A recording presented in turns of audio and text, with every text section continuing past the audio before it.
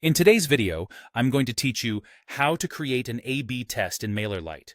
A/B tests let you compare two versions of an email to see which performs better, so you can improve opens, clicks, and overall results with data, not guesses. Start by opening your browser and searching for the official Mailerlite website. Click through to the correct link, then log into your account. Once you're in the dashboard, head to the Campaigns tab. Click Create Campaign, and when prompted, choose A/B Split Campaign. Give your campaign a clear name, then decide what you want to test. Mailerlite lets you test the email subject line, the from name, the email content, or the sending time. Pick one variable only so the results are easy to interpret. For example, subject lines can lift opens, from name can affect trust, content influences clicks, and sending time determines when subscribers are most likely to engage. If you're testing subject lines, enter subject A and subject B. Keep them concise and comparable, and avoid spammy words.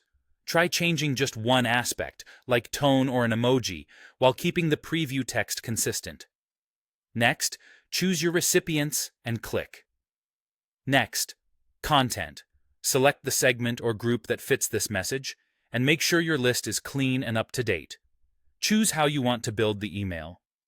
The drag and drop editor is visual and easy, the rich text editor is great for simple newsletters, and the custom HTML editor is ideal if you're bringing your own code.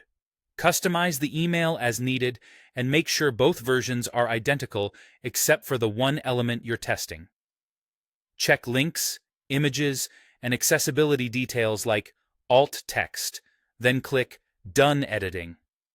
Under Settings, set your test group size.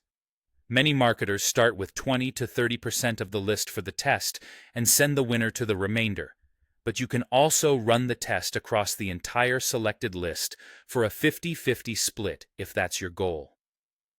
Choose how the winner should be selected, by opens or by clicks, and define how long Mailerlite should wait before picking a winner.